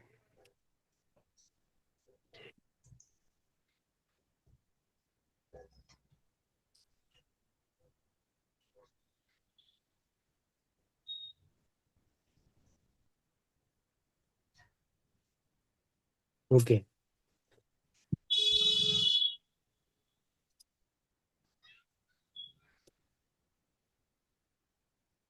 ओके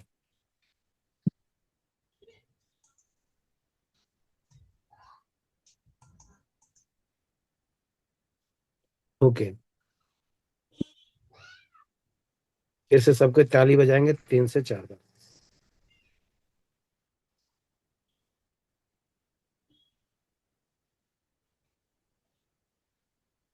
फिर से दर्द को देखें, महसूस करें अब दर्द कहाँ पे है।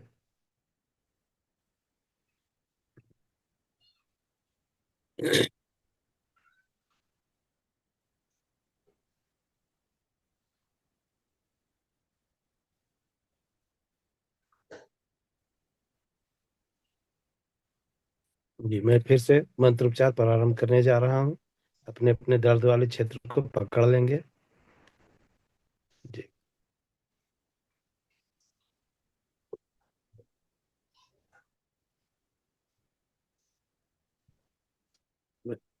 Okay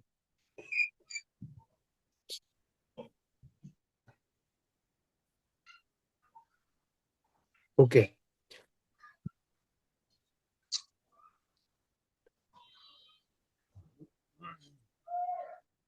okay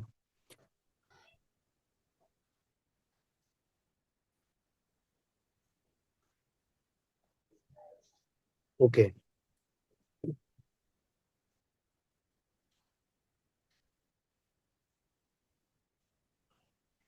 okay. फिर से सभी को 3 से 4 बार ताली बजाएंगे।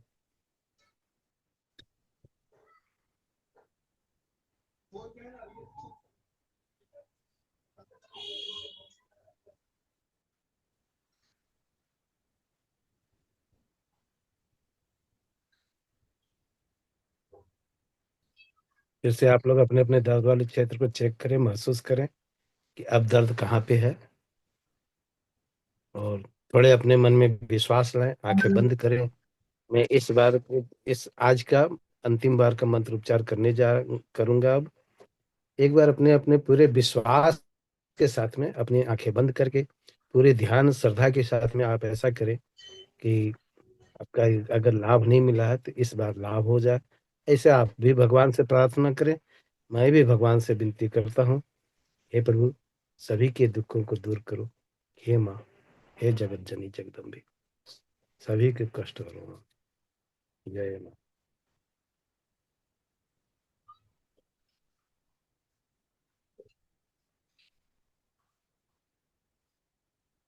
मैं मंत्र उपचार प्रारंभ करने जा रहा हूँ।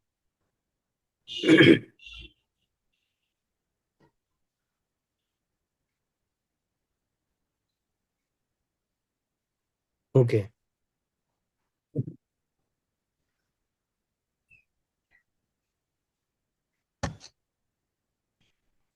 ओके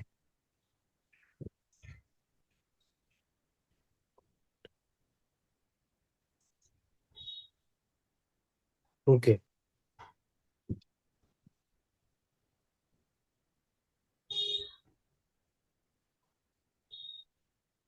ओके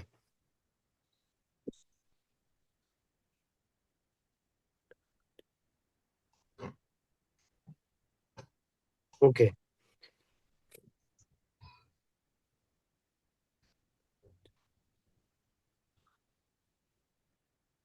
ओके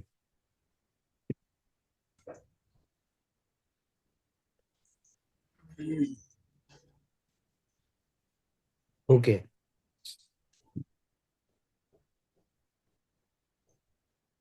सभी को ताली बजाएंगे 3 से 4 बार। और एक बार जोर से जयकारा करेंगे सभी को, जय माता दी, माता दी, जय माता दी, जय माता दी। जय माता माता दी। जय माता दी। सभी सभी अपने माइक अनम्यूट कर ले, बोल ले, जयकारा लगा लें। जय माता दी। जय माता दी। जय माता दी। जय माता जय दी। माता दी। जय माता दी। स्वस्थ समृद्ध परिवार की इस चौपाल में उपस्थित सभी परिवारों की ओर से हमारे परम आदरणीय चाचा जी महेंद्र प्रसाद चाचा जी को कोटि कोटि नमन, दिल की गहराइयों से हार्दिक धन्यवाद। आपका आशीर्वाद इसी प्रकार हम सभी चौपाल प्रेमियों को मिलता रहे। जी, आप सभी ने भी सामूहिक मंत्र चिकित्सा में भाग लिए। जिन परिवारों ने भी भाग लिए हैं उन सभी से विनम्र विनती है, चैट बॉक्स में आप अपने अनुभवों को लिखें।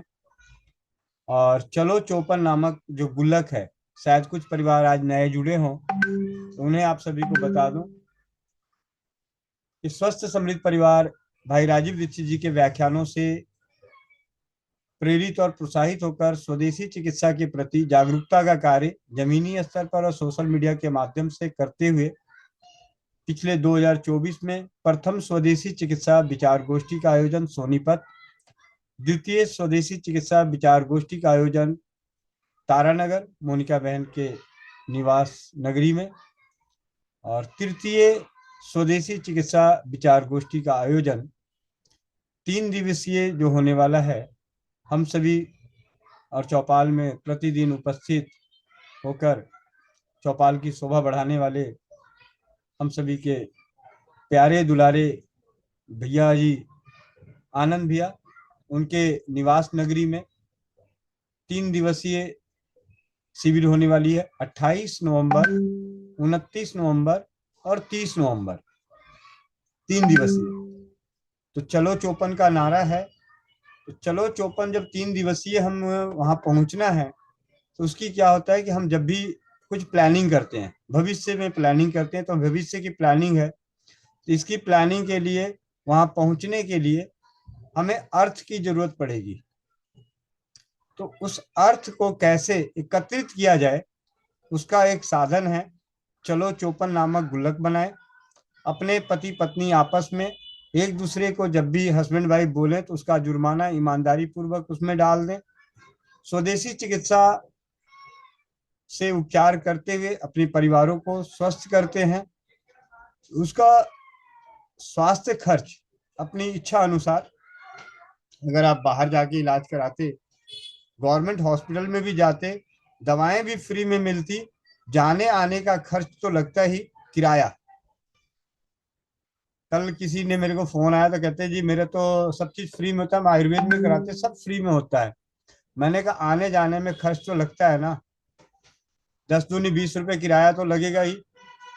वो 20 रुपए भी बचा सकते हैं रसोई घर को अगर आप जान लेंगे तो कम से कम अनेकों बार। तो इस तरीके से और उस गुल्लक में डाल के आर्थिक मजबूती प्रदान कर सकते हैं अपने लिए। जिस प्रकार पहले बचपन में, आज भी हम बड़े हैं जब सभी को पता है कि बच्चों की छुट्टियां होने वाली है अभी नवंबर में, अप्रैल के बाद मई जून में, तो सभी घूमने का प्रोग्राम बनाते हैं।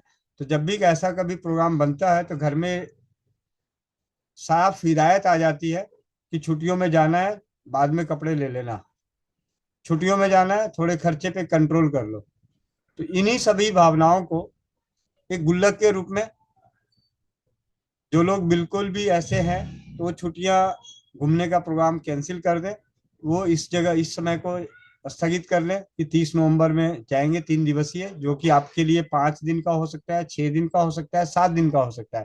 क्योंकि पूरे भारतवर्ष से द्वितीय स्वदेशी चिकित्सा में जिस प्रकार परिवारों ने बढ़ चढ़ के हिस्सा लिए, उससे देखते हुए इसे 3 दिवसीय किया गया। तो आप सभी से विनम्र विनती है। और सामूहिक मंत्र चिकित्सा का लाभ लेने पे जो भी आपको स्वेच्छा राशि, क्योंकि हम कहीं भी जाते हैं, मंदिरों में भी झाड़ा लगाने जाते हैं, कहीं भी जाते हैं तो स्वेच्छा राशि उन्हें दे के आते हैं, दान राशि दे के आते हैं। तो ये दान राशि आप अपने भविष्य के लिए जो इतिहास तैयार हो रहा है आने वाली पीढ़ियों के लिए जो इतिहास तैयार हो रहा है कि स्वदेशी चिकित्सा, रसोई घर ब्रह्मांड की प्रथम औषधालय, शून्य खर्च चिकित्सा पद्धतियों के प्रति यथासंभव प्रयासरत है स्वस्थ समृद्ध परिवार के कर्णधार इतिहास लिखने के लिए, तो उस इतिहास के पन्ने, उस इतिहास के अध्याय, उस इतिहास के पैराग्राफ बनने के लिए चलो चौपन के गुल्लक में मंत्र चिकित्सा की में उपस्थित होने पे लाभ मिले या ना मिले, उसकी स्वेच्छा से दान राशि जरूर डाल दें, जो कि आप ही के काम आने वाली है। और किसी परिवार का ये गुल्लक में राशि ज्यादा हो जाए, आने जाने के खर्च, उन दिनों में काम धंधे का बंद हो जाना, उससे जो आपकी आर्थिक नुकसान होने का है, उन सभी के खर्चों को निकालने के बावजूद भी कुछ राशि बच जाए, तो उस राशि से पत्थरों पर लिखवा लें अपने जीवन में स्वदेशी चिकित्सा के अनुभव। जिस प्रकार कल अहमदाबाद के भाई राहुल जी के माता जी के साथ हुआ, बोकारो की रूना दीदी के साथ माता जी के साथ हुआ, तो इन दोनों को, उन दोनों अगर इस ग्रुप अभी जुड़े हुए हैं चौपाल में, तो इस भाई की विनती है कि आप एक पत्थर बना ही डालें लौह तापित जल का, और अपने आसपास के मंदिरों में वो पत्थर लगवा ही डालें। आप अपने इस जीवन के अनुभव का पत्थरों पर लिखवाकर उस पत्थर को अपने आसपास के मंदिरों में ही सही लगा ही डालें, यानी पत्थरों पर शिलालेख हो रसोई घर ब्रह्मांड की प्रथम औषधालय के अनुभवों से परिपूर्ण परिचित उपचारों का। राहुल भाई अहमदाबाद से अगर आप हैं तो हैंड रेस कर लीजिए, रूना दीदी बोकारो से अगर आप हैं तो हैंड रेस कर लें। आप दोनों से विनम्र विनती है कि लौह तापित जल का जो चमत्कारी लाभ आप लोगों ने लिए, तो इसका लिखित रूप का एक शिलालेख अपने जो आपके मंदिर है, पार्क है, कोई भी ऐसी चीज जो लगता है कि हाँ ये भविष्य में आने वाली पीढ़ी दर पीढ़ी बची रहेगी, वहां पे आप उसे स्थापित कर दें, वहां पे किसी भी प्रकार से उसे लगा दें। तो ये अतिरिक्त धनराशि जो गुल्लक में जमा होगी वो इस कार्य में लगाया जाएगा। साथ ही साथ आप सभी का जो प्यार मिल रहा है, इतनी आशीर्वाद मिल रही है, दुआएं मिल रही हैं, वो शब्दों में बयान नहीं कर सकता मैं। बात सच है कि कई लोग हम सभी देखते हुए आ रहे हैं, आपने भी देखा होगा, कई ऐसी ऑनलाइन कक्षाएं, ऑनलाइन प्रोग्राम, ऑनलाइन सारी चीजें, वो 4 दिन की चांदनी फिर अंधेरी रात, और ये तो ऐसी चौपाल है कि हर दिन इसकी चांदनी बढ़ती जा रही है, इसमें हर दिन तारे टिमटिमाते ही नजर आ रहे हैं, तारों की संख्या बढ़ती जा रही है, चमक बढ़ती जा रही है। इसी के साथ आप सभी ने चैट बॉक्स में कई परिवारों ने अपने अनुभव लिख दिए होंगे, तो अनुभव को पढ़ने के लिए हमारे बीच में बहन मोनिका साहू,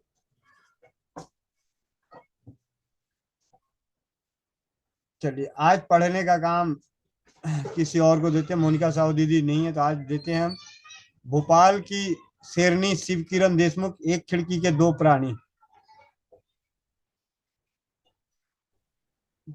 शिव किरण देशमुख दीदी, चलिए ये भी अभी कहीं व्यस्त हैं। भैया मैं हूँ, ये कैसे कह दिया कि मोनिका बहन नहीं है।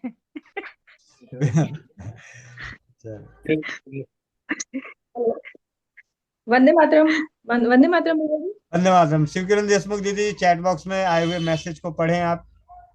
जी भैया।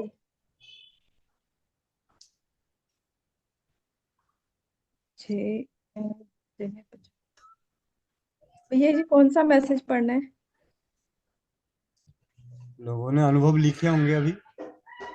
अच्छा अनुभव पढ़ना है भैया जी। सबसे जो आराम मिला उस पे पढ़ना दीदी। जी जी जी। हाँ, आज की जो मंत्र चिकित्सा हुई उसके अनुभव बताना है। सुरेंद्र प्रताप सक्सेना भैया जी लिखते हैं, मेरी धर्म पत्नी को 50% आराम मिला। शोभा बर्नवाल दीदी लिखती है, मेरे एक पैर में दर्द हो रहा था, थोड़े से आराम मिला। परमेश्वरी दीदी लिखती है, बेटा आनंद भैया की जुकाम निकल रहा है। उज्ज्वला तामसे दीदी लिख रही है, मुझे घुटने में 50% आराम मिला, धन्यवाद। जी भैया जी। शायद और भी बहुत सारे परिवारों ने अभी लिखना बाकी रह आनंद भैया वाला नहीं पढ़ना था दीदी, बाकी तो सब पढ़ लेते हैं। सॉरी। ये बेटा आनंद भैया का जुकाम निकाल रहा है, पीट पीट। चलिए वो ये 9 बज मैंने चुके हैं, पढ़ दी। 9 बजने में 1 मिनट बाकी है। तो आप सभी बहुत बहुत धन्यवाद। और मेघा आनंद दीदी जाते जाते जी 9 बज के 1 मिनट, 1 मिनट बाद होता तो 500 रुपये का जुर्माना था। ठीक है, वंदे मातरम भैया, वंदे मातरम भैया, वंदे मातरम। वंदे मातरम से भैया। वैसे ही सांस अभी खींच खींच के ही आ रही है मेरे, तो जब भी लेती हूँ तो मुश्किल से ही आ रही है, तो बैक में ब्रेस्ट के बैक साइड पे दर्द हो रहा है मेरे। मालिश करके सिकाई कर दी है? हाँ जी भैया, मैंने अमृत धारा डाल के भी स्टीम ले ली, और अर्जुन छाल और दालचीनी का काढ़ा भी ले लिया। और पर फिर भी मेरे, अमृत धारा की भाप भी ले लीजिए। हाँ जी वो भी ली है भैया, पर फिर भी जब मैं सांस लेती हूँ खींच के सांस आ रही है, ऐसे करके आ रही है, ऐसे मुंह खोल के सांस आ रही है बहुत मुश्किल से, और बैक पे ब्रेस्ट की खिंचाई बढ़ रही है बैक पे। अच्छा, घर में कोई है अभी बगल में? हाँ जी भैया। उनको बोलिए पीठ की तरफ कान लगा के ये देखें उसमें घड़घड़ की आवाज आ रही है क्या? जी भैया।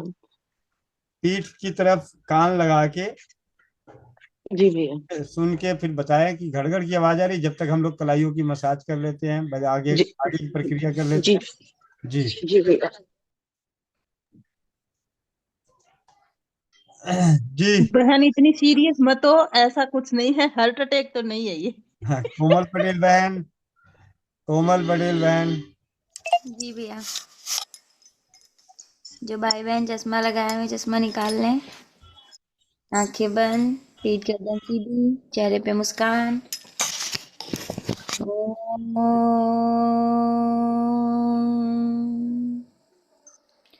ओम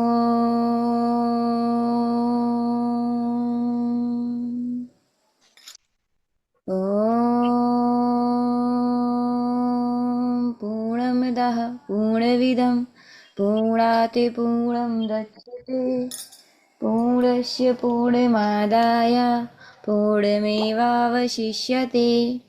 ओम ध्येय शांति अंतरिक्ष शांति पृथिवी शांति रापः शांति औषधयाः शान्तिः वनस्पतयः शान्ति विश्वय देवा शान्ति ब्रह्मा शान्ति सर्वं शान्ति शान्तिरेव शान्ति क्षमा शान्तिरेधि।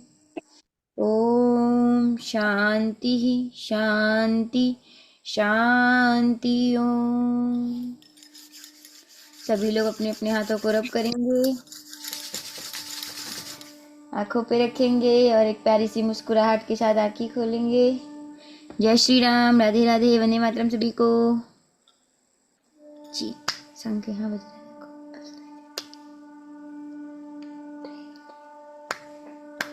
जी भैया। हरे राम राम राम हरे हरे, हरे हरे कृष्णा कृष्णा कृष्णा हरे हरे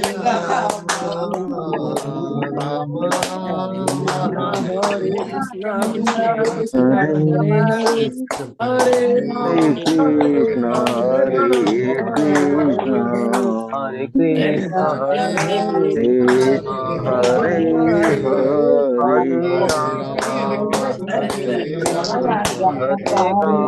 हरे राम राम राम राम हरे हरे राम हरे राम हरे कृष्ण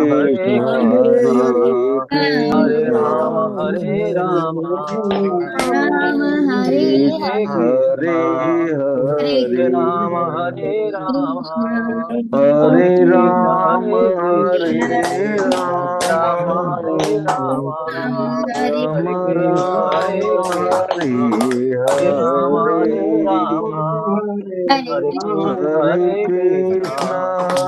कृष्ण कृष्ण हरे हरे राम हरे राम कृष्ण हरे कृष्ण हरे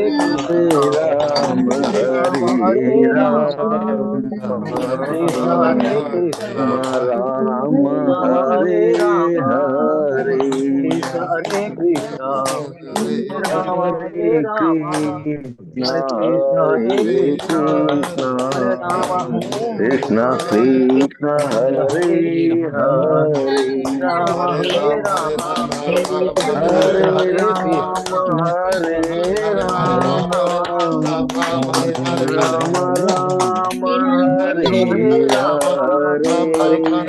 हरे कृष्ण हरे राम कृष्ण राम हरे राम हरे हरे राम हरे कृष्ण हरे कृष्ण हरे राम हरे हरे राम कृष्ण हरे कृष्ण हरे हरे कृष्ण हरे कृष्ण राम हरे कृष्ण हरे कृष्ण कृष्ण हरे हरे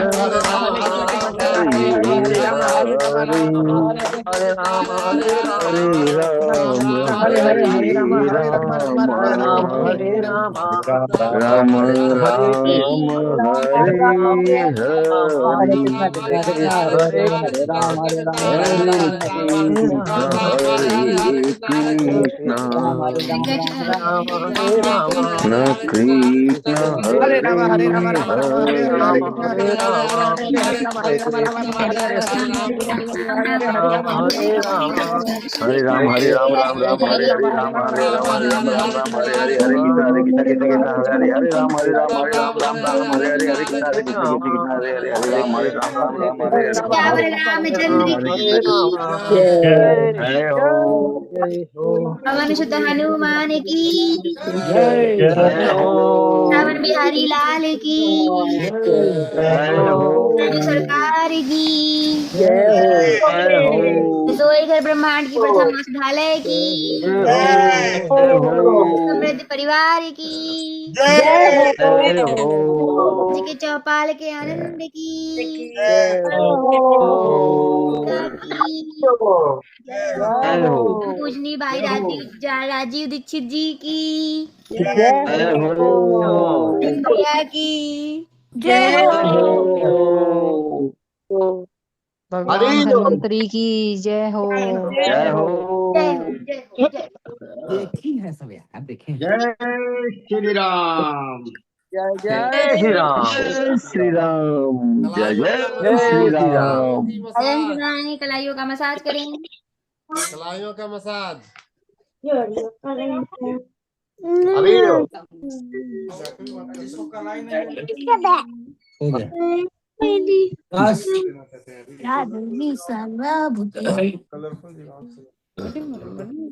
कलाइयों का मसाज सतवीर भाई गाना राइट राइट कर लो रे कलाइयों की मसाज रोग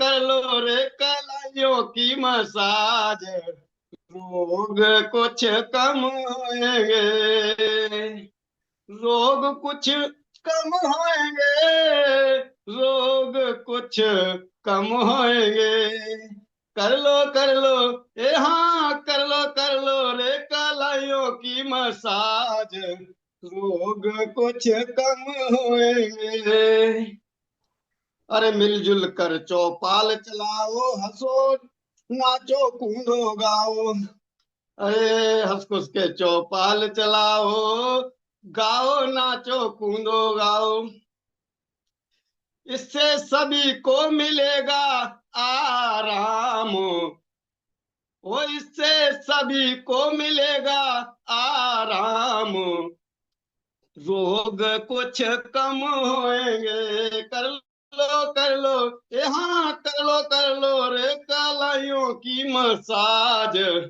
रोग कुछ कम होएंगे। हाँ कर लो रे कालाइयों की मसाज, रोग कुछ कम होएंगे। जी भैया, वंदे मातरम।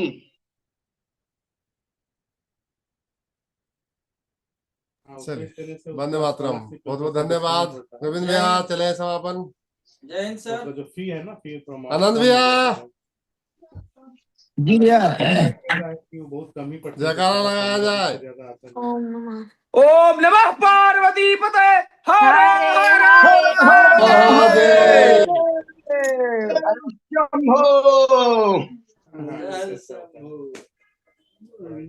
चिलिम छाप जाएंगे। कोई नए नए लोगों का भी आवाज आई थी अभी थोड़ी देर पहले। हाँ। जय हिंद सर, जय हिंद सर। जय हिंद।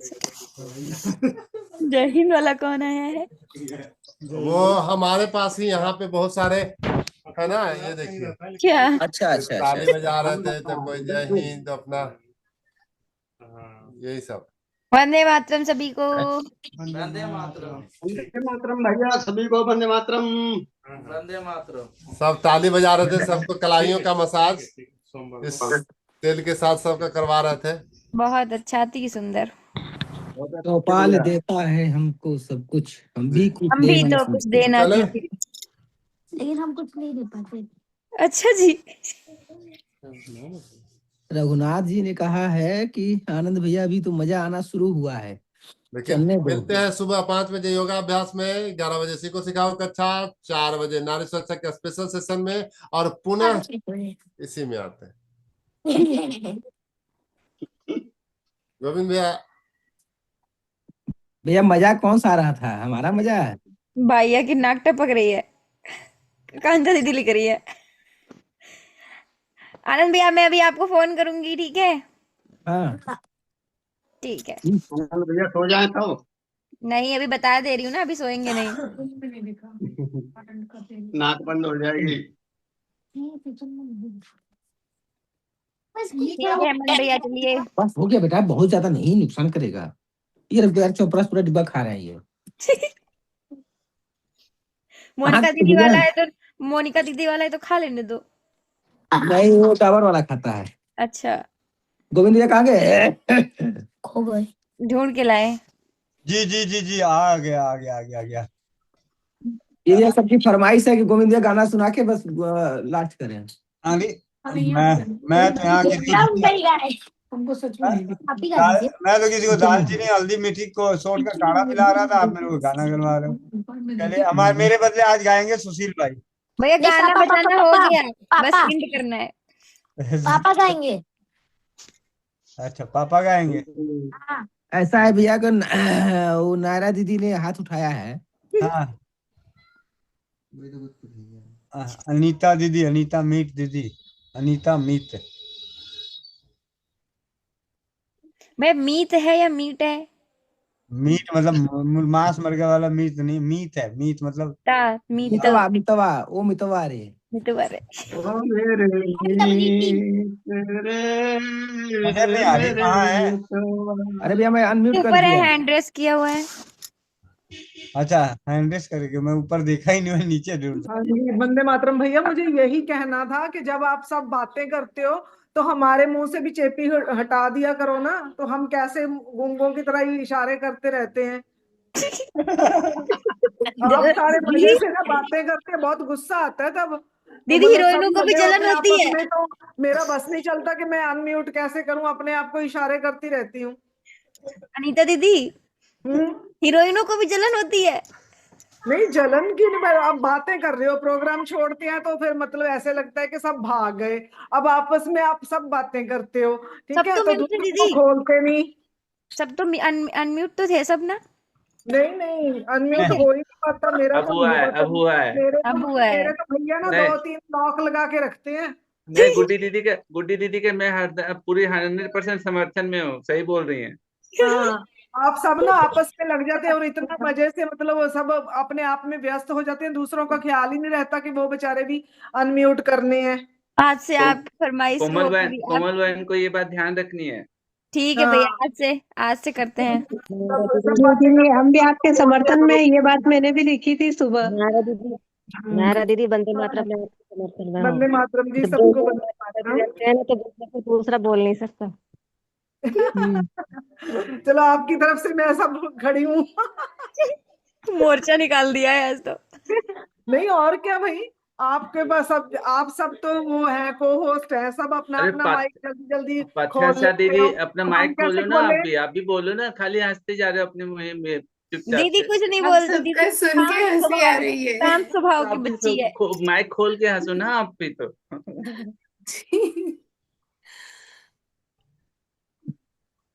सबको खोला करो। बिल्कुल, सबको ऑन कर दिया करे। नायरा दीदी ने जो झंडा उठाया उसके समर्थन में सारे लोग चले गए। बिल्कुल। जयकारा भैया लगने का के और बाद को होस्ट का जो है ना वो हल्का हो गया और बाकी सबका पल्ला भारी हो गया। अनीता दीदी कल से जयकारा लगने के बाद सबका माइक अनम्यूट कर दिया जाएगा। हाँ, जब ये अपना क्या है, कोमल वो करती है ना, सब समापन करती है, उसके बाद सबके बोलो हथकड़ियां खोल दो। हाँ, कल से सबकी हथकड़ियां खोल दी दीदी जाएगी। एक और बात बोलूं मैं, कि हाँ, हाँ, जैसे हाँ। कोमल दीदी शुरुआत में बोलती है जिन भाई बहनों ने चश्मा लगाया वो चश्मा उतारे, तो लगवा भी अब दिया करो बोलेगी। आप हमको वापस। ठीक है, अब सब कल से भाई लगवा भी दूंगी, कहूंगी हथकड़ियां खोल जिसने दो। उतारा है वो लोग लगा लिया करें, कल से लगवा देती हूँ। एक साथ में कोमल ये भी बोला करो कि सब भाई बहनों के मुंह के ताले भी खोल दो। ठीक है। तो याद रहेगा ना। हाँ, याद रहेगा फिर। आखिरी में ये मंत्र के साथ आखिरी में 2 लाइनें। हाँ। ठीक है गोविंद भैया। जी जी। भैया चले गए लगता है। नहीं 5 बजे। एक हैंड रेस है, अजय कुमार जी। अरे अजय कुमार जी माइक अनम्यूट कर लें। नमस्ते भैया। इसका राज क्या है?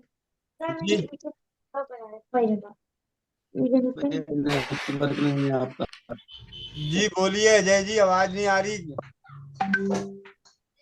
हाँ जी, हाँ जी। वो मेरे को जी उसके बारे में पूछना था, गुर्दे की पथरी के बारे में। व्हाट्सएप कर दीजिएगा, आपको जवाब मिल जाएगा, नहीं तो कल चौपाल में मिलते हैं। अभी फिलहाल घर में बड़ी इलायची और अजवाइन हो तो वो उबाल के पी लीजिएगा। अच्छा जी। बाकी कल चौपाल में मिल लीजिएगा और व्हाट्सएप लिख दीजिएगा। चलते हैं। अच्छा भैया हाँ जी। एक बात मुझे बता दो, मतलब ना वो शालू ने वो मंगाया अड़ूसा कर्क, तो उसके बेटे को बहुत जुकाम रहता है, वो कितनी क्वांटिटी में देना है? उम्र कितनी है उसकी भैया है 12 साल। 2 चम्मच एक टाइम में? हाँ। कितनी बार देना दिन में? 2। बच्चे तो स्कूल वगैरह जाते हैं, फिर भी 2 से 3 बार दे दें तो ज्यादा अच्छा। 2 चम्मच करके? हाँ, थोड़ा गुनगुने पानी मिला के। अच्छा भैया, तो छोटे बच्चे को भी दे सकती हैं जो उसका 7 साल का है? हाँ, सबको दे सकते हैं, 1 साल के बच्चे को दे सकते हैं। ठीक है भैया, वंदे मातरम जी। चलिए, हर हर महादेव हो गया है। अब हो गया। नहीं हर हर महादेव भी हो गया। हो गया भैया, हो गया। चलिए दोबारा कर लो, उसमें कौन सा बाबूजी का खेत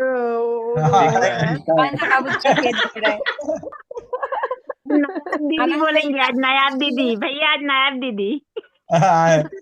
आज अनीता मेरी दीदी बोले बाबूजी का खेत थोड़ी बिक रहा है। हाँ आज क्या बोलेंगे अनीता दीदी? जय करा।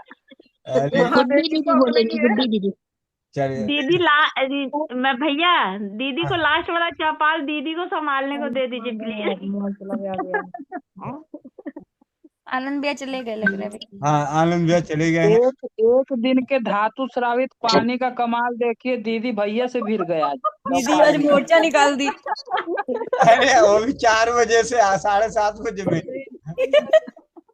एक दिन का भी नहीं। भैया ये तो बहुत अच्छा पानी निकला। अब कॉइन ज्यादा डाल दी थी दीदी। हाँ, चांदी और सोने के सिक्के ज्यादा पड़ गए। चांदी ज्यादा। तरन्नुम दीदी, ये तो एक दीदी के साथ है, सबका साथ हो जाए तो। वही तो सोच रहे पता है भैया जी, मैं भी आज डाल दी हूँ, दीदी का देखी हूँ ना तो मैं डाल दी हूँ एकदम आराम से सुबह एकदम गुनगुना करके। अब देखते हैं हमारा क्या रिजल्ट आता है 11 बजे की मीटिंग में। भैया दीदी मुझे सही पता में ही था आप कि 4 बजे वाली मीटिंग में तो जुर्माना लगता है। आप जुर्माना सब में लगता है, भैया से बात करने पे भी अगर कोई बोल दे तब भी जुर्माना लगता है। दीदी अच्छा आप आपकी जो ये शिकायत रूल है कि मुंह पे ये ताला मुझे रहता है। बताना जरा, रूल क्या है ये रूल? दीदी 4 बजे, दीदी एक बात पहले सुनिए हमारी, आप जो बोल रही मुंह पे ताला रहता है, 4 बजे की मीटिंग में नॉट अलाउ कोई भी बीमारी या किसी चीज, सिर्फ और सिर्फ ओनली नारी सुरक्षा के बारे में। हाँ वो तो मुझे पता है। तो आज तो रूल तो भैया ने तोड़ दिया आपके लिए। नहीं मुझे ये नहीं पता था कि हम ये डेमो नहीं दे सकते, क्योंकि जब भैया बोल रहे थे ना 11 बजे कि आप करो, तब मुझे वो लॉकर में से निकालना था सामान। मैंने कहा मैं निकालूंगी तो सबको ये था कि 1 बज गया है, जाना है, तो इसलिए मैंने कहा कि अब 2 बज जाएंगे तो मैं निकाल के रख लेती हूँ सामान, तो मैं 4 बजे वाली में डेमो दे दूंगी। तो मुझे ये था, मुझे ये नहीं पता था कि उसमें वो नहीं करना। 4 बजे की मीटिंग में पता है भैया ने आपका कितना वेट किया दीदी? हाँ साढ़े मुझे 4 पता बजे है। तक, 4:30 बजे तक। और मैंने ना साग बनाया मैं साग बना रही थी, वो इतना टाइम मैंने लग गया, मैंने कहा पहले 4:12 खाएंगे। तो मैसेज भी कर दिया था दीदी को। हाँ सोचिए हाँ आप साग में अपना टाइम नहीं दे सकी, भैया के बारे में सोच रही है, पूरा जंजाल लेके चल रहे बेचारे। नहीं दी तो मैंने ना बीच में लगा के देखा था, वो पढ़ रहे थे ना, वो पढ़ना होता है, तो मैंने कहा अभी ये चलता है, मैं जल्दी जल्दी साग बना के खाना खा लूं, तो इस वजह से मैं लेट हो गई। आनंद भैया आ गए, आनंद भैया आ गए अपना मफलर लगा के। रे जयकारा लगा दो जल्दी से। नाक पे मफलर लगाए। जय जय जय भोलेनाथ भंडारी, ऐसे भगवान कृपा बना रहो। जयकारा। ओम नमः पार्वती पते हर हर हरे हर महादेव।